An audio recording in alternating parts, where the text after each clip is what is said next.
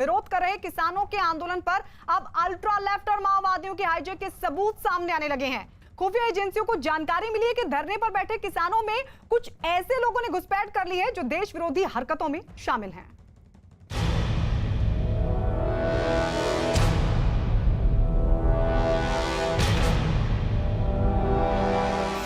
किसानों के आंदोलन की आड़ में साजिश। किसानों के मुखौटे में आए देश विरोधी। किसानों के आंदोलन में शर्जील इमाम का क्या काम? एजेंडाधारियों का किसान आंदोलन पर कब्जा। ये वो आवाजें हैं जो देश के कई तबकों से उठकर सामने आ रही हैं। ये वो आशंकाएं हैं जो सरकार चलाने वाले मंत्रियों के मन से निकली हैं। ये वो खतरे हैं जो किसानों की भीड़ और किसानों के मुद्दों के बीच छिपकर अपना वजूद बड़ा कर रहे हैं। सरकार को खुफिया एजेंसियों के हवाले से खबर मिली है कि किसानों के आंदोलन में देश विरोधी मानसिकता रखने वाले लोगों का जमावड़ा लगने लगा है। खुफिया जानकारी मिलने के बाद किसानों के आंदोलन वाली जगहों पर सुरक्षा और बढ़ा दी गई है। टीकरी बॉर्डर पर सुरक्षा कर्मियों ने ड्रोन के जरिए आंदोलन की निगरानी शुरू कर दी है। सरकार की तरफ से उठी इन आशंकाओं का आधार बनी ये तस्वीर 10 दिसंबर को टीकरी बॉर्डर पर किसान संगठनों के बीच से तस्वीरें सामने आई। इन तस्वीरों में साफ दिख रहा है कि किसानों के मंच पर दिल्ली दंगों के आरोपी और यूएपीए कानून के तहत गिरफ्तार उमर खालिद और शर्जील इमाम की तस्वीरें दिख रही हैं। बीजेपी ने आरोप लगाया कि किसानों के नाम पर भारत विरोधी मानसिकता रखने वाले लोगों के समर्थन में प्रदर्शन किए जा रहे हैं। पोस्टरों पर दिल्ली हिंसा में आरोपी उमर खालिद, शर्जील इमाम और वामपंथी विचारधारा के एक्टिविस्ट वरवर राव, गौतम नवलखा सहित कई लोगों की तस्वीरें छपी थी। इन सबको अलग अलग मामलों में गिरफ्तार किया गया है। किसान रैली में मौजूद प्रदर्शनकारियों ने यूएपीए कानून के तहत गिरफ्तार किए गए 20 आरोपियों की रिहाई की मांग की। प्रदर्शन में शामिल लोग भारतीय किसान यूनियन उत्तराखंड के कार्यकर्ता थे। इसी संस्था से जुड़े किसान यहां प्रदर्शन के लिए इकट्ठा हुए थे। इस विरोध प्रदर्शन के दौरान दिल्ली विश्वविद्यालय की प्रोफेसर नंदिनी सुंदर भी दिखाई दी। उन्होंने मंच से यूएपीए एक्ट और दिल्ली दंगों के आरोप में गिरफ्तार लोगों की रिहाई की मांग उठाई। बीजेपी का आरोप है कि किसानों के नाम पर भारत विरोधी मानसिकता रखने वाले लोगों के समर्थन में प्रदर्शन किए जा रहे हैं। खुफिया एजेंसियों को भी इस बात के इनपुट मिले हैं कि किसानों की आड़ में कुछ खास लोगों ने इस आंदोलन में अपना एजेंडा चलाने की साजिश रची है।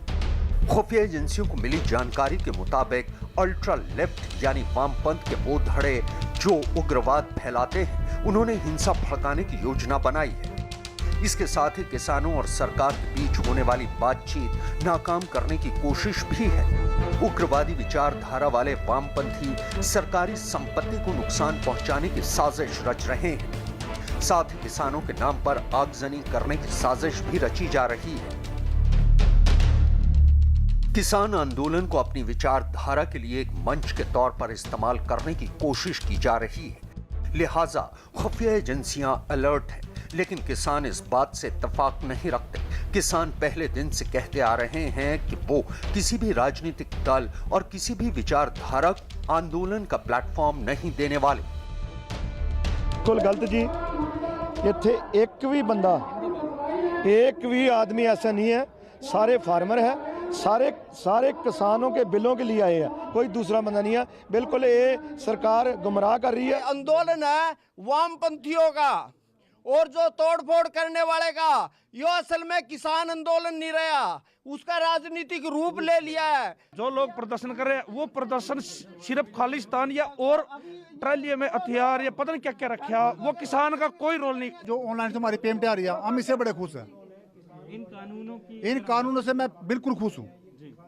ये जो ऑनलाइन पेमेंट आ रही है, इनसे मैं बहुत खुश हूँ। आपको कानून का विरोध कर रहे हैं? मैं उनके साथ नहीं हूँ, मैं उनसे सहमत नहीं हूँ। खुफिया एजेंसियों को इनपुट मिलने के बाद किसान संगठन भी चौकन्ने हो गए हैं। किसान नेता राकेश टिकैत का कहना है कि शांतिपूर्वक और चौकसी के साथ आंदोलन जारी रहेगा। शांतिपूर्ण तरीके से बातचीत हो और अपने इस मूवमेंट को पीसफुली कैसे रखा जाए।